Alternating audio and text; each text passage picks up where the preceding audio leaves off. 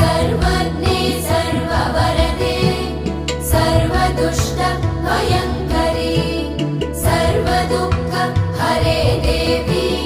महालक्ष्मी नमोऽस्तुते सिद्धिबुद्धि प्रदे देवी भुक्तिमुक्ति प्रदायिनी मन्त्रमूर्ते सदा देवी महालक्ष्मी नमोऽस्तुते महादेव्यै च विद्महे विष्णुपत्नी च धीमहि